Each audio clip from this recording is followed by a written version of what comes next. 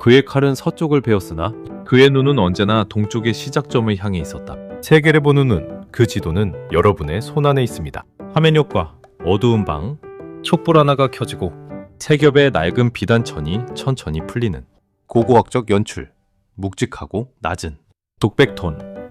저는 당나라 황실의 종군 기록관이었습니다. 군대가 어디서 얼마를 잃었는지 낱낱이 적어 장안으로 보내는 것이 제 임무였죠. 하지만 저는 공식 역사서 그 어디에도 적지 못한, 아니 목숨을 걸고 숨겨야만 했던 비밀, 비단 기록을 1200년이 지난 오늘에서야 꺼내려 합니다. 당나라 역사상 유일하게 세계의 지붕, 파미르고원을 넘었던 장군 고선지. 제국은 그를 반역자라 부르며 서영대에 세웠지만 제가 품고 있던 그의 진짜 지도 위에서 한반도는 대륙의 끄트머리가 아니라 유라시아 전체를 움직이는 거대한 심장이었습니다. 역사가 감추려 했던 거인의 진짜 설계도 지금 시작합니다. 시작하기 전 구독과 좋아요 부탁합니다. 저는 기록관이었습니다. 당나라 황실에서 보낸 종군 기록관. 군대가 어디서 무엇을 했는지, 누구와 싸워, 얼마를 잃었는지를 낱낱이 기록해 장안으로 올려보내는 것이 제 임무였어요. 문서 위에서 세상을 보는 사람이었죠. 그런데 저는 지금 그 문서 어디에도 적히지 않은 이야기를 꺼내려 합니다. 태덕수라고 합니다.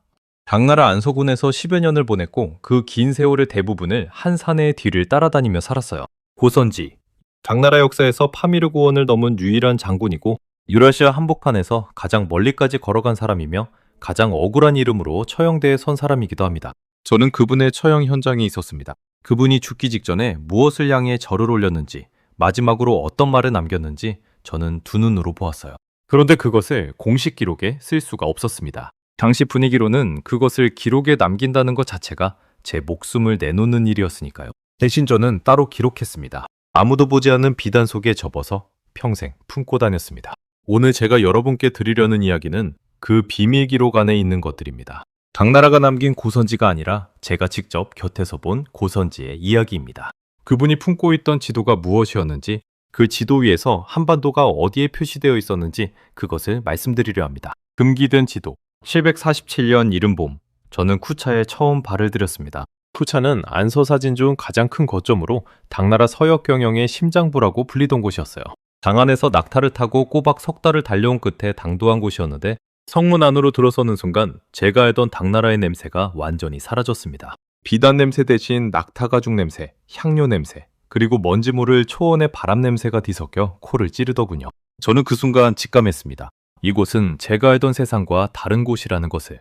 안서군 막사에 도착해서 제일 먼저 제 눈을 잡아당긴 것은 벽에 걸린 나침반이었습니다. 당나라 관청이라면 을의 황제 어진이 정면을 차지하고 나침반은 북쪽을 향하게 놓이기 마련이죠.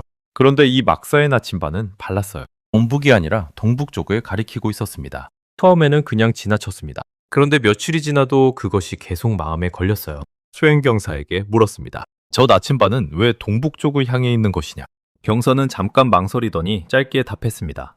장군께서 그렇게들 하셨습니다. 그것으로 끝이었어요. 더 묻지 말라는 분위기가 역력했습니다. 고선지 장군을 처음 마주한 것은 배속 사흘째 되던 날 아침이었습니다. 저는 임무 보고를 위해 장군을 집무공간으로 불려 들어갔는데 문을 열고 들어서는 순간 저도 모르게 발걸음이 멈췄습니다. 장군은 창가에 서서 바깥을 내다보고 있었는데 그 뒷모습이 제가 상상하던 것과 전혀 달랐어요. 키가 유독 컸고 어깨가 넓었으며 그 자리에 그냥 서 있는 것만으로도 공간의 무게중심이 그쪽으로 쏠리는 느낌이었습니다. 돌아보는 속도도 느렸어요. 서두르는 것이 없는 사람이었습니다. 장군이 저를 본 것은 분명한데 말을 거는 데까지 꽤 긴 침묵이 있었습니다. 저는 그 침묵이 불편했어요. 장안의 고위 장교들은 보통 처음 보는 기록관에게 경계심을 드러내거나 아니면 지나치게 친근한 척하거나 둘 중 하나였는데 이분은 그 어느 쪽도 아니었습니다. 그냥 보고 있었어요. 마치 저라는 사람을 천천히 읽고 있는 것처럼. 마침내 장군이 입을 열었습니다. 기록관이 기록해야 할 것과 기록하지 말아야 할 것을 구분할 줄 알아야 하오. 그게 전부였습니다. 저는 그 말의 의미를 그날은 몰랐어요. 단순한 인사치레 정도로 흘려들었습니다. 하지만 며칠이 지나고서야 깨달았습니다. 그것은 인사가 아니었어요. 경고였습니다. 그리고 동시에 어떤 초대이기도 했습니다. 장군 곁에서 가장 오래 붙어있는 부관은 강무영이라는 사람이었어요. 고선지와 10여 년을 함께한 친위 부관이었는데 입이 무겁기로 막사 안에서 소문이 자자했습니다. 그 강무영이 배속 첫 주가 끝날 무렵 슬쩍 제 옆에 와서 말을 걸었습니다. 기록관 어른, 장군께서는 새벽마다 혼자 말을 타십니다. 저는 고개를 들어 강무영을 봤어요. 그게 무슨 말이오? 강무영은 더 이상 말하지 않았습니다. 그냥 그것만 남겨두고 자리를 떴습니다. 저는 그날 밤부터 새벽 경비교대 시간이 신경 쓰이기 시작했어요. 닷새째 되던 새벽이었습니다. 경비 교대 시간에 잠이 오지 않아 막사 밖에 서성이다가 저는 우연히 장군의 개인 장막 입구가 열려있는 것을 보았습니다. 안에서 촛불이 흔들리고 있었어요. 가까이 가면 안 된다는 것을 알면서도 발이 멈추지 않았습니다. 장막 틈새로 보인 것은 지도였습니다. 장군이 무릎을 꿇고 앉아 그 지도 위에 촛불을 가까이 대고 들여다보고 있었어요. 처음에는 그냥 지도겠거니 했습니다. 그런데 눈이 익숙해지면서 뭔가 이상하다는 것을 느꼈어요. 지도 맨 위에 있어야 할 것이 없었습니다. 장안이 없었어요. 대신 지도의 맨 위, 그 중심에는 한반도가 있었습니다. 한반도에서 유라시아 대륙 전체가 아래로 서쪽으로 뻗어나가는 구조였어요. 당나라 관청에 걸린 지도와는 완전히 거꾸로 된 세계였습니다. 장안은 그 지도 어딘가의 작은 점이었고 파미르 넘어 중앙아시아가 오히려 지도 중간쯤을 차지하고 있었어요. 저는 심장이 멎는 것 같았습니다. 뒤에서 누군가 어깨를 잡을 것 같아 황급히 뒤를 돌아보았는데 아무도 없었어요. 그 순간 머릿속에 단 하나의 물음이 들어찼습니다. 이 장군은 대체 어디를 정복하려 하는 것인가? 그날 밤은 뜬 눈으로 샜습니다. 다음날 저녁 무렵 쿠차 성문 쪽이 갑자기 소란해졌습니다. 말발굽 소리와 함께 수행원 넷을 거느린 관복 차림의 사내가 들어섰어요. 노송달이었습니다. 당나라 황실 직속 감찰기구에서 파견된 중앙 감군이었는데 그 첫인상이 저를 묘하게 긴장시켰어요. 매형만으로 보면 흠잡을 곳이 없는 사람이었습니다. 다듬어진 수염, 정갈한 관복, 절도 있는 걸음걸이. 그런데 막사안을 훑어보는 그 눈빛이 달랐어요. 무언가를 찾고 있는 눈이었습니다. 그것도 이미 무엇을 찾을지 알고 온 사람의 눈이었어요. 노정갈은 저를 보자마자 멈춰 섰습니다. 자네가 기록관이군. 저는 예를 갖추어 답했습니다. 노성달이 입꼬리를 아주 조금 올리며 말했어요. 기록하는 자는 눈도 밝아야 하지. 저는 그 말이 인사인지 경고인지 알 수 없었습니다. 장군에게서 들은 첫마디, 기록해야 할 것과 기록하지 말아야 할 것을 구분하라는 말이 다시 귓가에 맴돌았어요. 두 사람의 말이 서로 다른 방향에서 저를 겨누고 있다는 것을 그때 처음 느꼈습니다. 그리고 저는 그날부터 알았습니다. 제가 이 땅에서 기록해야 할 것은 황실이 원하는 것이 아닐 수도 있다는 것을, 그리고 그것은 제 목숨과 맞바꾸어야 할 수도 있는 기록이 될 것이라는 것을. 알타이의 증언. 그 불안한 예감은 오래 기다리지 않았습니다. 노정달이 쿠차에 도착한 지 열흘도 채 안 되어 고선지 장군에게 파미르 원정 명령이 떨어졌어요. 목적지는 소발율곡, 지금의 파키스탄 북부 훈자 계곡 일대로 티베트가 서역으로 뻗어나가는 유일한 통로를 틀어지고 있는 나라였습니다. 당나라 조정이 이 나라를 눈엣 가시로 여긴 것은 소발율곡이 티베트와 손을 잡고 서역 부족들을 하나씩 당나라 영향권에서 떼어내고 있었기 때문이었어요. 문제는 길이었습니다. 소발율곡으로 가려면 파미르 고원을 넘어야 했는데 파미르는 당나라 군사 기록에 이런 말이 남아있을 정도였어요. 가도 가도 끝이 없는 돌의 바다. 평균 해발 4,500m에서 6,000m. 탄소는 평지의 절반 수준이고 밤이면 영하 20도 아래로 기온이 곤두박질 치는 곳이었습니다. 역사상 어떤 군대도 이 고원을 넘어 전투를 치른 기록이 없었어요. 그런데 출발 전날 저는 노성달이 혼자 앉아 있는 것을 우연히 목격했습니다. 집무 공간도 아니고 막사 뒤편 구석이었어요. 손에는 당나라 공식 지도를 들고 있었는데 파미르 쪽을 한참 들여다보다가 탄식처럼 중얼거렸습니다. 저 이방인은 대체 어디를 보는 것인가? 그 목소리에는 경멸이 아니라 뭔가 다른 것이 섞여 있었어요. 저는 그것이 무엇인지 그때는 몰랐습니다. 나중에야 알았어요. 그것은 두려움이었습니다. 출발 전날 밤 강무영이 제 숙소 앞에 왔습니다. 기록관 어른, 내일 출발하는 것 아시죠? 알고 있소. 장무영이 잠시 망설이다 말했어요. 저 같은 사람이 그 고원을 넘을 수 있겠소? 저는 반문하려다 멈췄습니다. 제가 하려던 말을 강무영이 먼저 한 것이었어요. 강무영이 짧게 답했습니다. 장군과 함께라면 됩니다. 그 말이 위로가 됐는지 더 무서워졌는지 지금도 잘 모르겠습니다. 행군이 시작된 지 열흘이 지나자 파미르의 본색이 드러났습니다. 해발이 올라갈수록 숨이 가빠지기 시작했어요. 발걸음 10걸음을 옮기면 멈추어 서서 헉헉거려야 했고 밤이면 온몸이 바늘로 찌르는 것처럼 시렸습니다. 사흘째 되던 날부터 병사들이 하나씩 쓰러지기 시작했어요. 고산병이었습니다. 두통이 오고 구역질이 나고 심한 경우는 그 자리에서 일어나지 못했습니다. 저도 열 이틀째 되던 날 쓰러졌습니다. 정신이 몽롱하게 흐려지면서 바닥에 주저앉았는데 그 다음 장면이 지금도 선명합니다. 누군가 제 팔을 잡아 일으켰어요. 보선지였습니다. 장군이 직접 제 팔을 어깨에 걸어 부축하면서 조용히 말했습니다. 기록관, 눈을 뜨고 있으시오. 이 길을 기록해야 하오. 저는 그 말을 듣는 순간 이상하게 정신이 들었습니다. 주저앉고 싶은 마음이 어디론가 사라졌어요. 쓰러지는 병사들 사이에서 고선지 장군만은 흔들리지 않았어요. 가장 앞에서 걸었고 가장 빠르게 움직였으며 숨이 차는 기색조차 없었습니다. 저는 처음에 그것이 단련의 차이라고 생각했어요. 그런데 행군 내내 장군의 걸음걸이를 지켜보면서 뭔가 다른 것을 느끼기 시작했습니다. 정복자가 새 땅을 밟는 걸음이 아니었어요. 오래된 집으로 돌아오는 사람의 발걸음이었습니다. 처음 오는 길인데 처음이 아닌 것처럼 걷는 사람의 발걸음이었어요. 75일째 되던 날 우리는 파미르를 넘었습니다. 역사상 처음으로 분대가 이 고원을 완전히 통과한 날이었어요. 보선지는 고원의 반대편 사면에 서서 아래로 펼쳐지는 계곡을 내려다보았습니다. 아무 말도 하지 않았어요. 그냥 오래, 아주 오래 그 풍경을 바라보았습니다. 저는 그 옆에서 그 침묵이 무슨 의미인지를 알 수 없어 그냥 같이 서 있었어요. 소발률곡을 접수한 뒤 귀한 병로에서 우리는 예상치 못한 곳에 멈추었습니다. 알타이 산맥 서쪽 기슭에 숨겨진 분지였어요. 지도에 없는 곳이었습니다. 정무영이 제 귀에 대고 낮게 말했습니다. 기록관 어른, 이 분지는 우리 공식 경로에 없는 곳입니다. 저는 눈썹을 치켜 올렸어요. 그러면 왜 여기 멈추는 것이오? 장무영은 대답하지 않았습니다. 분지 안쪽에 유목민들이 기다리고 있었습니다. 수십 명의 노인과 장정들이 돌탑 옆에 모여 서 있었는데 그 가운데 가장 앞에 선 사람이 아르슬란이었어요.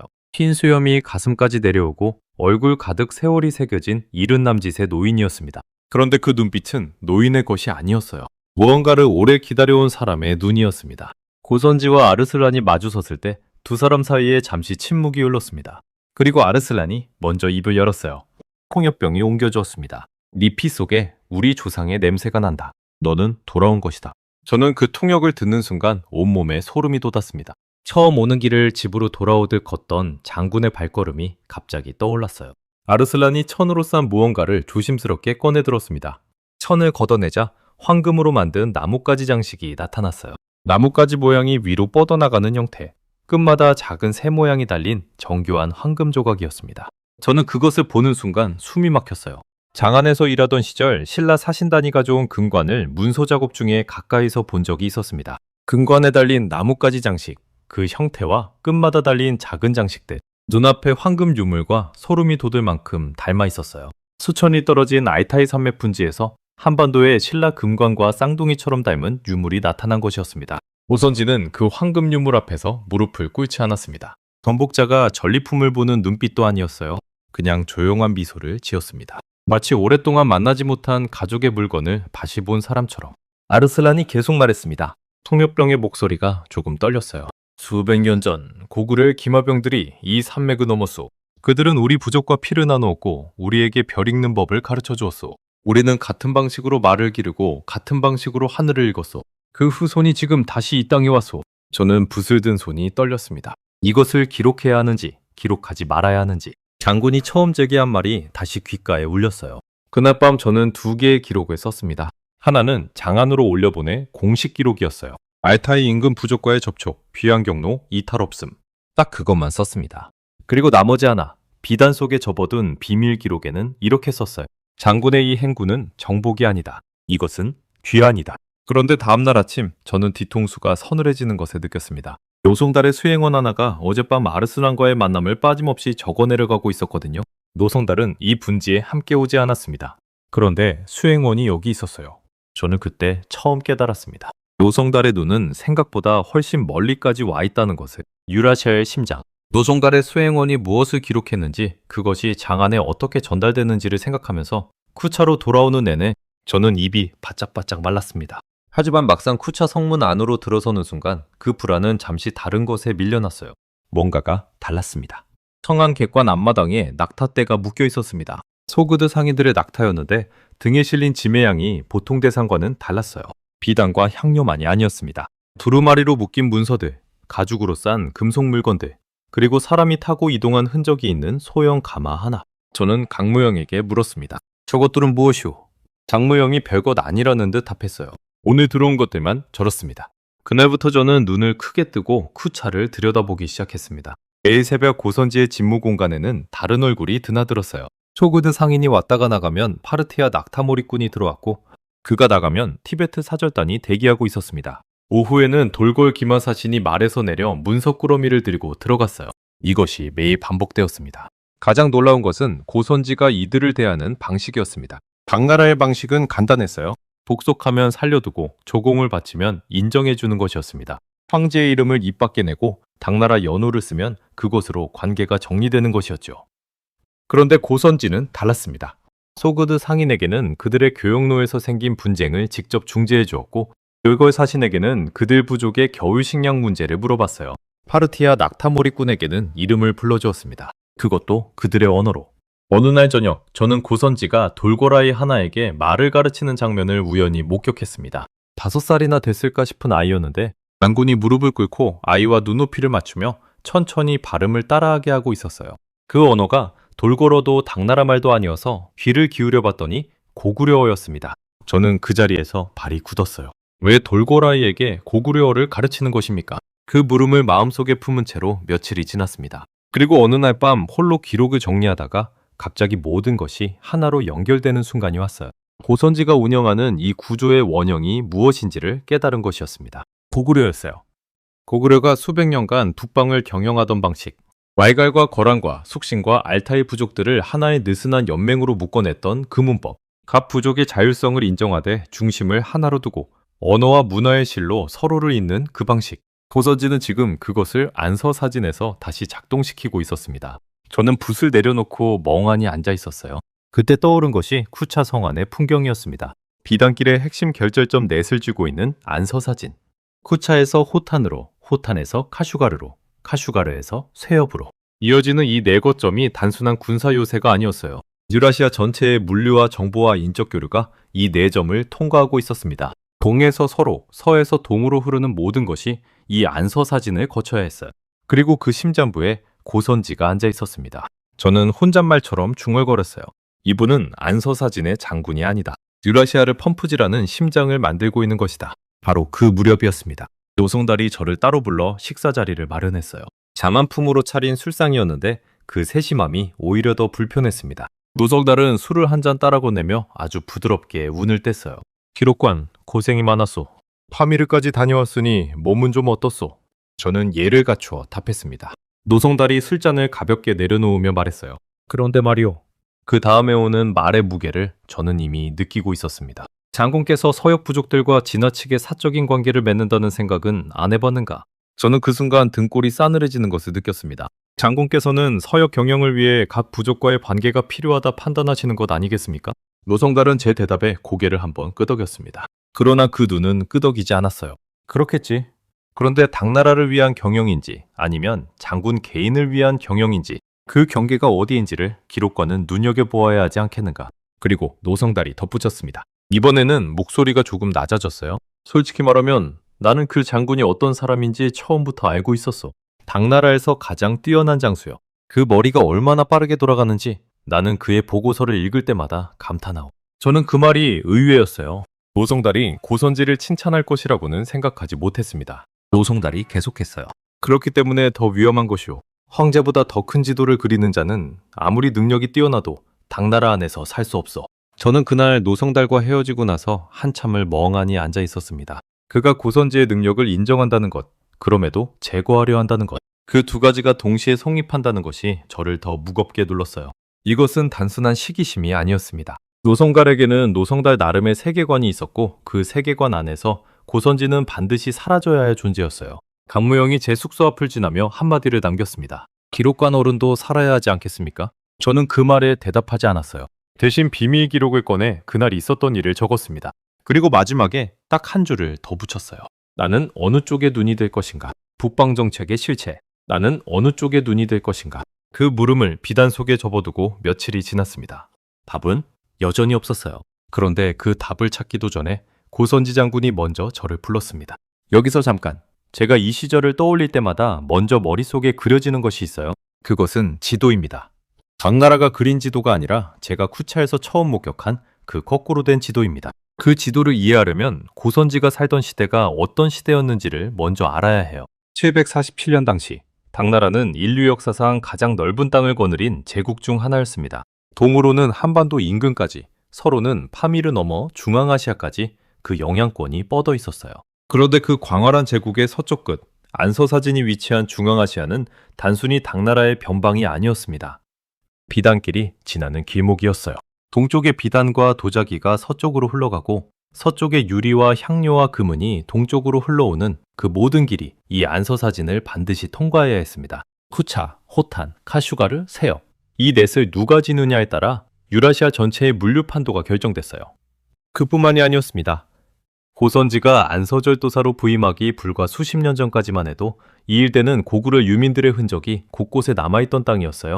668년 고구려가 멸망한 뒤 수십만 유민들이 당나라 군문에 강제 편입되거나 북방과 서역 각지로 흩어졌습니다. 그 유민들 중 상당수가 말 다루는 솜씨와 전투 능력을 인정받아 서역 원정군에 배치됐어요. 고선지의 아버지 고사계도 그 물결 속에서 당나라 군문에 들어간 사람이었습니다. 고선지는 그러니까 이 땅에서 태어난 사람이 아니었어요.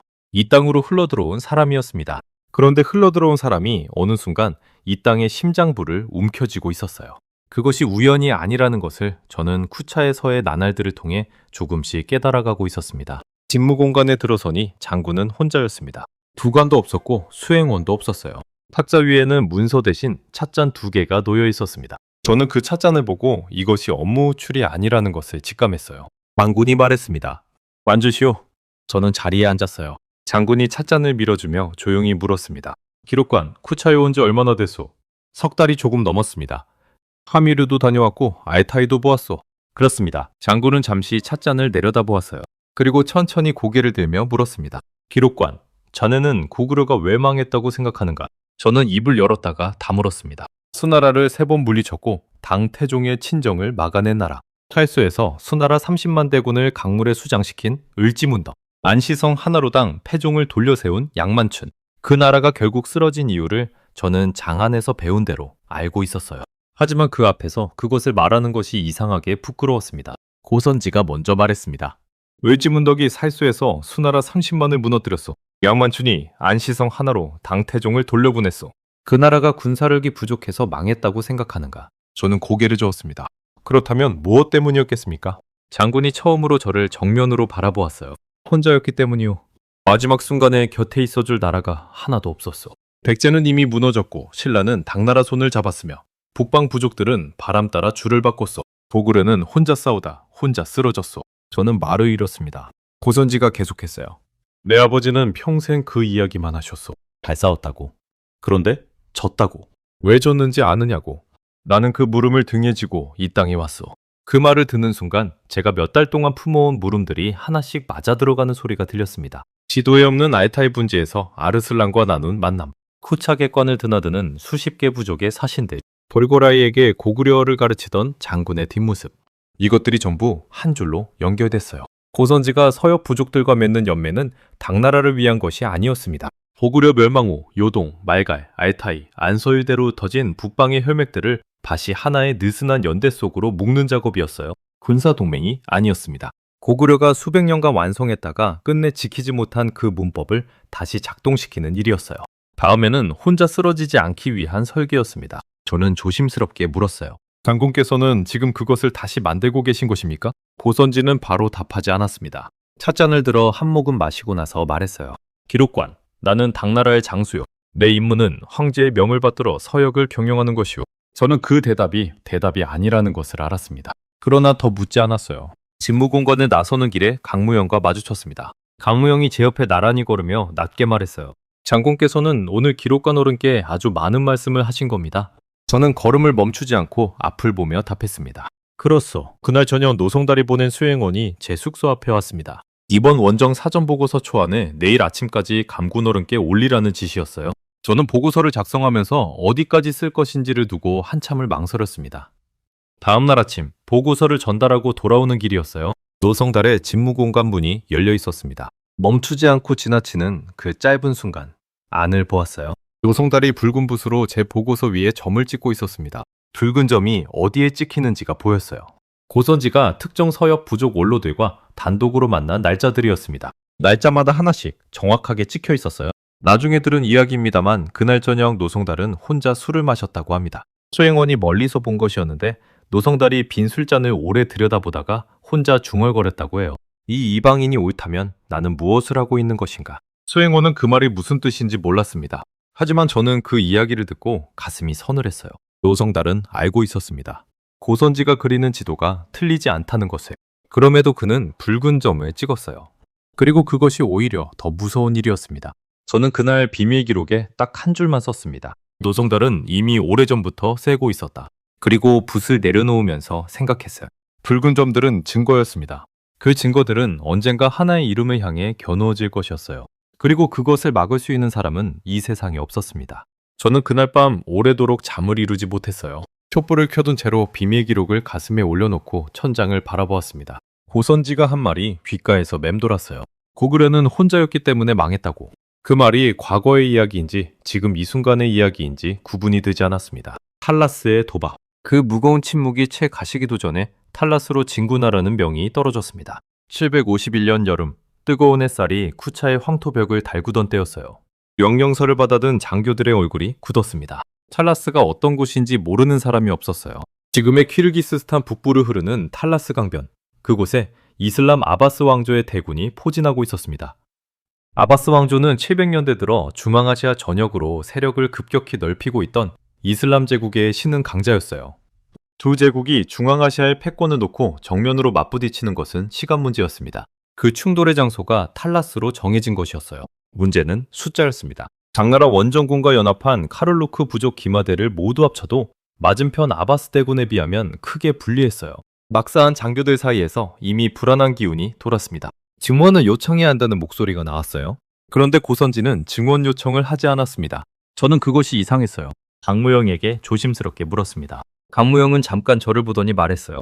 장안에서 증원군이 올 것 같습니까? 저는 그 말의 뜻을 알아들었습니다. 노성달의 미서가 먼저 장안에 도착해 있을 것이었어요. 증원군은 오지 않을 것이었습니다. 고선지는 그것을 알면서도 진군했습니다. 출발 전날 밤이었습니다. 저는 보고서를 전달하러 장군의 집무 공간에 들어갔다가 장군이 혼자 앉아있는 것을 보았어요. 탁자 위에는 그 거꾸로 된 지도가 펼쳐져 있었습니다. 장군은 촛불을 가까이 당겨 지도의 특정 부분에 손가락을 얹고 있었어요. 사마르칸트 넘어 서방 도시들이 표시된 방향이었습니다. 저는 노크를 하려다 손을 멈추었어요. 장군의 표정이 평소와 달랐습니다. 결의도 긴장도 아니었어요. 오래 고민하던 무언가를 마침내 결정한 사람의 얼굴이었습니다. 한편 노성달도 그날 밤 잠을 이루지 못하고 있었어요. 저는 늦은 밤 막사안을 오가다가 그 장면을 목격했습니다. 노성달이 자신의 공간 앞에 혼자 서서 탈라스 방향 하늘을 올려다보고 있었어요. 소행원도 없었고 서류도 없었습니다. 그냥 혼자 서 있었어요. 저는 지나치려다 멈추었습니다. 노성달의 옆얼굴이 어두웠어요. 뭔가를 깊이 생각하는 사람의 얼굴이었는데 그것이 감시관의 얼굴이 아니라 짐을 진 사람의 얼굴처럼 보였습니다. 저는 그 장면을 비밀 기록에 적을지 말지 한참 망설였어요. 다음날 탈라스에 당도했을 때 전황은 처음부터 좋지 않았습니다. 사흘째 되던 날 상황이 급격히 기울었어요. 연합군 중 카를루크 부족이 갑자기 이탈했습니다. 전날 밤 고선지와 단독 면담을 했던 그 카를루크 부족장이 전투 한복판에서 병력을 빼고 사라진 것이었어요. 당나라 진영 왼쪽 측면이 순식간에 무너졌습니다. 고선지는 후퇴 명령을 내렸어요. 저는 후방에서 상황을 지켜보며 기록을 남겼어요.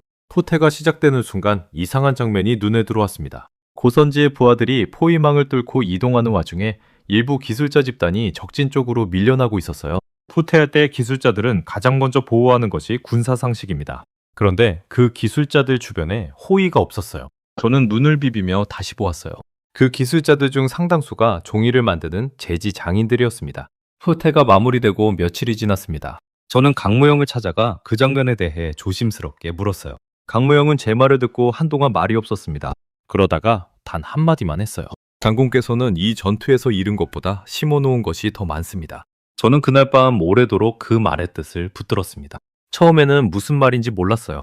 그냥 위로의 말인 줄 알았습니다. 그런데 잠이 오지 않아 뒤척이는 사이에 머릿속에서 뭔가가 천천히 맞아 들어가기 시작했어요. 재지 기술자들, 종이를 만드는 사람들, 그들이 아바스 진영으로 흘러들어갔습니다. 저는 벌떡 일어나 앉았어요.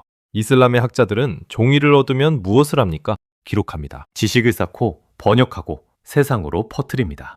사마르칸트에서 종이가 만들어지기 시작하면 바그다드로 가고 이집트로 가고 결국 지중해를 건너 서방 도시들로 흘러들어갈 것이었어요. 그 지식의 물결은 수십 년, 수백 년 안에 인류의 문명 전체를 바꿔놓을 것이었습니다. 저는 떨리는 손으로 비밀 기록을 꺼냈어요. 한참을 그냥 들고 있었습니다. 이것을 적는 것이 맞는지 확신이 서지 않았어요. 제가 잘못 본 것일 수도 있었습니다. 제가 너무 많은 의미를 갖다 붙이는 것일 수도 있었어요.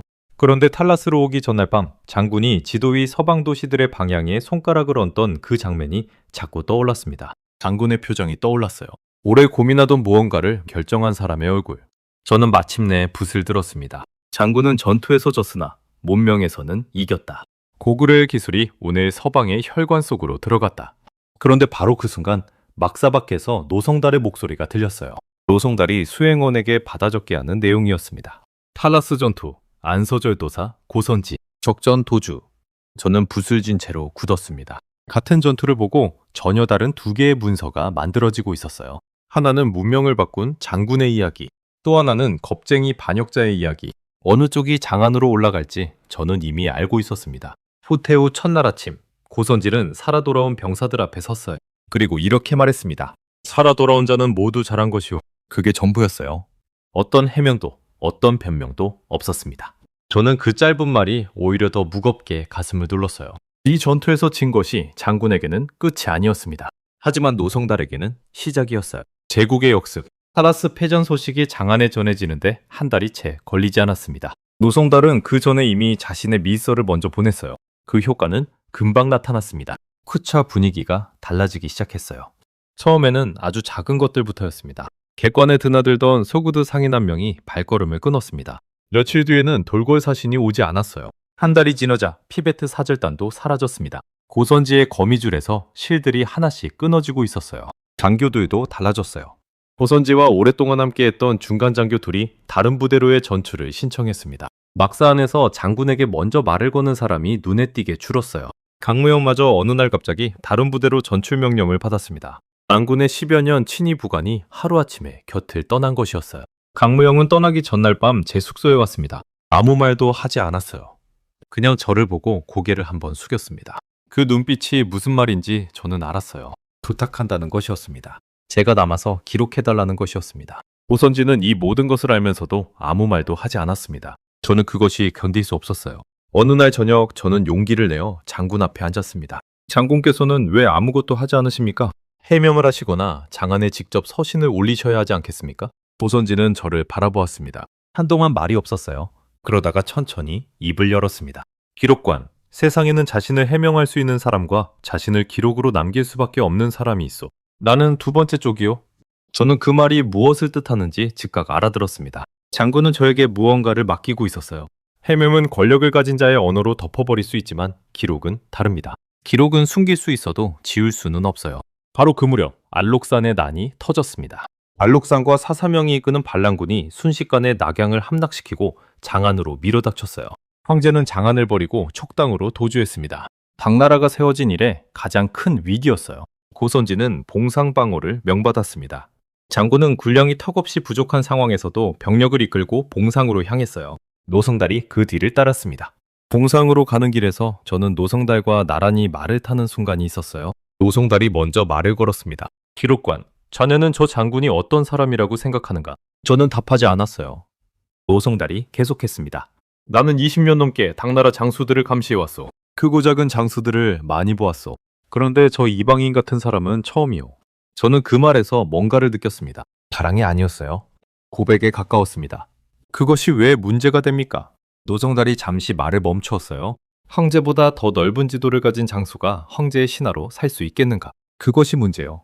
저는 그 대답을 들으면서 노성달이 무엇과 싸우고 있는지를 비로소 알았습니다. 고선지와 싸우는 것이 아니었어요. 자기 자신과 싸우고 있었습니다. 봉상 방어전은 처음부터 불리했습니다. 군량이 부족했고 병사들의 사기도 낮았어요. 고선지는 전략적 판단으로 방어선을 조정했지만 노성달은 그것을 다르게 기록했습니다. 군량 부족은 착복으로, 방어선 조정은 도주로. 같은 사건이 다시 두 개의 문서로 만들어졌어요. 어느 날 밤 노성달이 저를 불렀습니다. 술도 없었고 찻잔도 없었어요. 서류 한 장이 탁자 위에 놓여 있었습니다. 노성달이 조용히 말했어요. 기록관, 자네는 오래 살고 싶겠지? 저는 아무 말도 하지 않았습니다. 노성달이 서류를 밀었어요. 장군의 불충을 기록에 남겨라. 그러면 자네는 살 수 있다. 저는 그 서류를 보았습니다. 고선지의 탈라스 패배, 서역 부족들과의 사적 연대, 적전 도주. 이것들을 제가 확인했다고 서명하라는 것이었어요. 저는 손을 뻗지 않았습니다. 긴 침묵이 흘렀어요. 노성달이 저를 보았습니다. 그런데 그 눈빛이 예상과 달랐어요. 냉혹하거나 위협적인 눈이 아니었습니다. 피곤한 눈이었어요. 무언가에 오래 시달린 사람의 눈이었습니다. 노성달이 낮게 말했어요. 자네가 이 서류에 서명하지 않아도 결과는 같소. 알고 있겠지. 저는 그 말이 협박인지 사실인지 구분할 수 없었어요. 아마 둘 다였을 것입니다. 그렇다면 왜 저에게 묻는 것입니까? 노성달은 대답하지 않았어요. 그냥 서류를 도로 집어갔습니다. 그리고 아무 말 없이 방을 나갔어요. 저는 그날 밤 숙소로 돌아와 비밀 기록을 꺼내 세 겹의 천으로 다시 쌌습니다. 밖에서 고선지가 홀로 말을 타고 봉상 외곽으로 나가는 소리가 들렸어요. 말발굽 소리가 멀어지다가 새벽이 돼서야 돌아왔습니다. 장군은 그 밤에 어디에 가서 무엇을 보고 온 것인지 아무에게도 말하지 않았어요. 저는 비밀 기록에 마지막으로 한 줄을 더 적었습니다. 내일 어떤 일이 일어나더라도 나는 이것을 지킬 것이다. 붓을 내려놓으면서 손이 떨렸어요. 그러나 이번에는 두려움 때문만이 아니었습니다. 3번의 베레.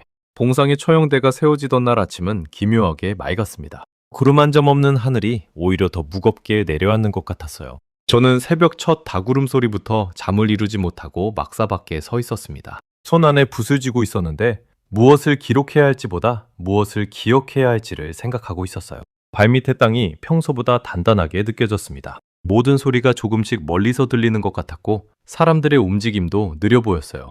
고선지가 포박된 채 끌려왔습니다. 그런데 걸음걸이가 포박된 사람의 것이 아니었어요. 느리고 무겁고 흔들리지 않았습니다. 집행장교 둘이 양 옆에 붙었지만 그 장교들이 오히려 장군의 속도에 맞추어 걷고 있었어요. 수천 명의 병사들이 침묵 속에 지켜보고 있었습니다. 그 침묵이 묵직했어요. 소리가 없는 것이 아니라 소리를 누르고 있는 것 같았습니다. 노성달이 서류를 펼쳐들었습니다. 칼라스 적전 도주, 군량 착복, 항제 명령 거역. 낭곡하는 내내 고선지를 보지 않았어요. 서류만 내려다보았습니다. 그런데 군량 착복 대목을 읽을 때 목소리가 아주 짧게 한 번 떨렸어요. 저는 그것을 놓치지 않았습니다. 노성달 본인도 알고 있다는 뜻이었어요. 자신이 읽고 있는 것이 사실이 아니라는 것을. 저는 그 순간 노성달이 봉상으로 오던 길에 한 말이 떠올랐습니다. 황제보다 더 넓은 지도를 가진 장수가 황제의 신하로 살 수 있겠는가? 그것이 문제요. 노성달은 틀리지 않았어요. 그런데 그것이 틀리지 않았기 때문에 더 비극이었습니다. 낭독이 끝났습니다. 고선지는 아무 말도 하지 않았어요. 반박하지 않았고 분노하지도 않았습니다. 그때 병사 하나가 울음을 터뜨렸어요. 어린 병사였습니다. 고선지가 그쪽을 바라보았어요. 말은 없었습니다. 눈빛만으로 조용히 제지했어요. 울지 말라는 것이 아니었습니다. 괜찮다는 것이었어요. 그 눈빛 앞에서 병사는 입술을 깨물었습니다. 잠시 후 고선지가 천천히 몸을 돌렸습니다. 북동쪽이었어요. 알타이 방향이었습니다. 아르슬란이 황금 유물을 꺼내 보이던 그 분지. 수백 년 전 고구려 기마병들이 산맥을 넘어 혈맹을 맺은 그 방향이었어요. 고선지가 무릎을 꿇었습니다. 깊이, 천천히, 완전하게. 이마가 땅에 닿았어요. 북방 혈맥의 뿌리를 향한 첫 번째 배려였습니다. 일어선 고선지가 방향을 바꾸었습니다. 조금 더 동쪽, 요동이었어요. 아버지 고사계가 평생 눈물로 이야기하던 평양성의 노을. 무너진 성벽들이 있는 고구려의 터전이었습니다. 두 번째 배례. 이번에는 조금 더 오래 이마를 땅에 대고 있었어요. 제 옆에 병사들도 숨을 참고 있었습니다. 아무도 움직이지 않았어요. 마지막으로 고선지가 방향을 잡았습니다. 한반도였어요. 그 거꾸로 된 지도의 맨 위, 유라시아 전체가 뻗어나가는 출발점으로 표시된 그 땅의 방향이었습니다. 고선지는 무릎을 꿇기 전에 한참을 그냥 서 있었어요. 앞에 두 번보다 훨씬 길었습니다. 입술이 아주 미세하게 움직였어요. 소리는 없었지만 말하고 있었습니다. 그 방향을 향해 들리지 않는 언어로. 세 번째 배례. 이마가 땅에 닿는 순간 저는 눈이 타들어가는 것 같았어요.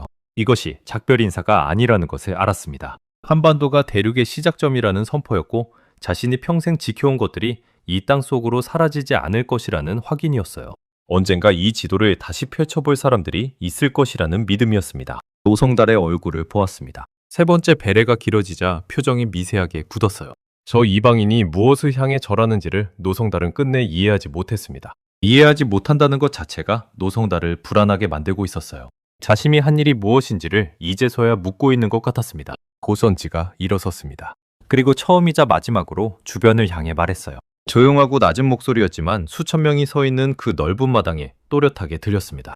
나는 작은 지도를 보지 않았소? 그것이 나의 죄목이오.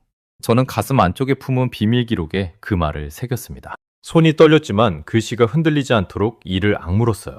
이것만큼은 반드시 남겨야 했습니다. 상조고의 비상. 봉상의 하늘 위로 검은 새 한 마리가 날았습니다.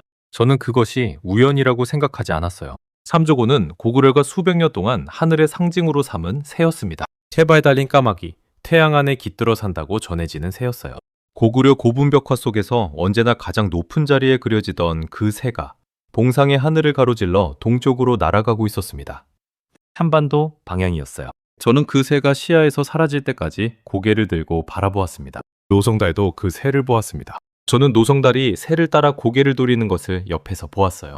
어떤 표정이었는지는 모르겠습니다. 끝내 보지 못했어요. 하지만 그가 오래 그 방향을 바라보고 있었다는 것은 알았어요.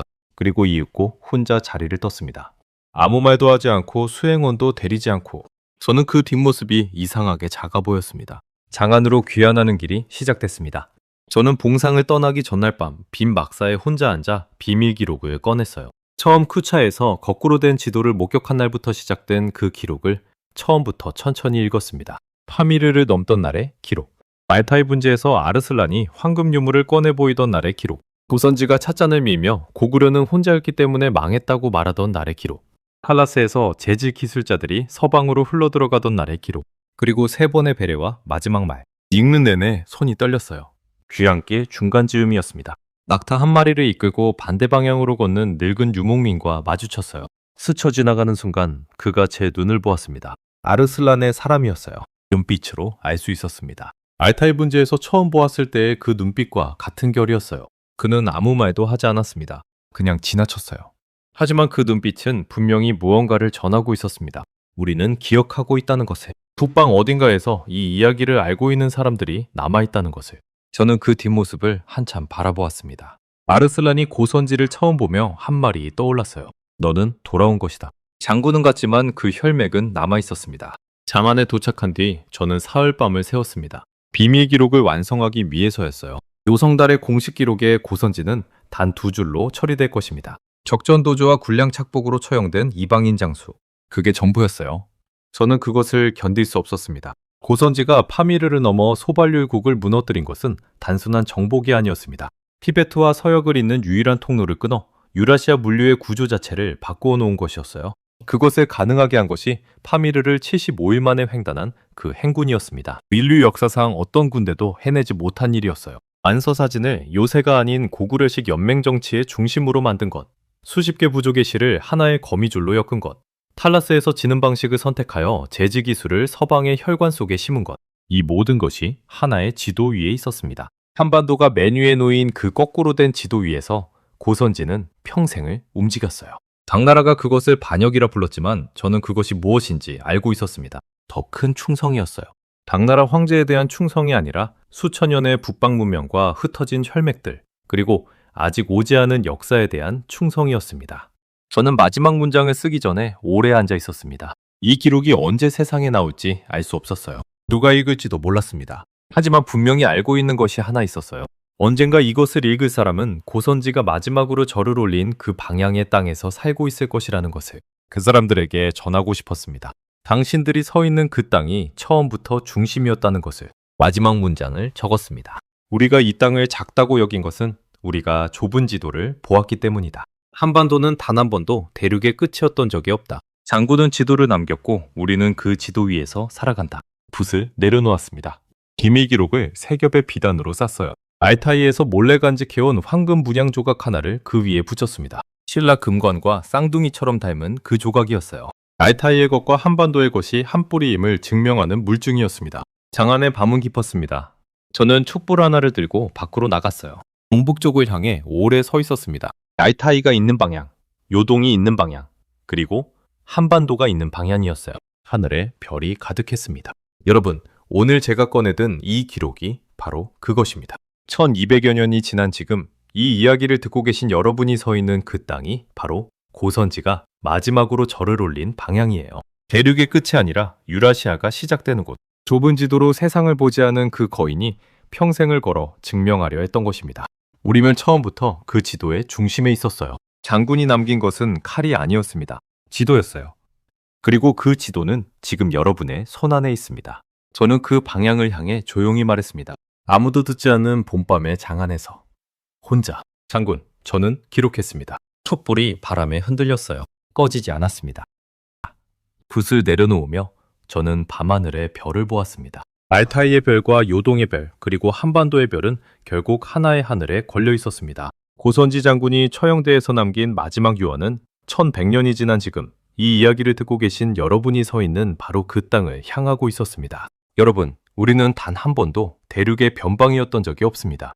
우리가 스스로를 작다고 여긴 것은 누군가 그려놓은 좁은 지도로 세상을 보았기 때문입니다. 지도를 뒤집으십시오. 우리가 맨 앞에 서 있습니다. 장군이 목숨과 바꾼 것은 칼이 아니라 우리 민족의 위대한 설계도였습니다. 그리고 우리는 지금 그 지도 위에서 세계를 선도하고 있습니다. 여러분의 가슴 속에 흐르는 고구려의 심장을 절대 잊지 마십시오. 시청해 주셔서 감사합니다. 세상은 너무나 어둡고 복잡합니다. 하지만 우리가 언제까지나 그 어둠 속에만 머무를 수는 없기에 아무것도 모르는 한 초보자가 겁없이 달려들었습니다. 고선지라는 대륙의 거대한 이름 앞에서 제 그릇이 너무나 작아 영상을 준비하는 내내 깊은 자괴감과 두려움에 시달리기도 했습니다.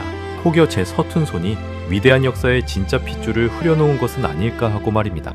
하지만 제 투박한 열정과 진심을 알아봐 주시고 1편부터 지금까지 이 거대한 장정을 끝까지 함께 걸어와 주신 구독자 여러분이 계셨기에 비로소 이 마침표를 찍을 수 있었습니다. 우리는 단 한 번도 변방이었던 적이 없습니다. 그 진실을 함께 나누어 주신 여러분이 계셨기에 제 무모한 도전은 실패하지 않았습니다. 고개 숙여 진심으로 감사드립니다. 편집자 올린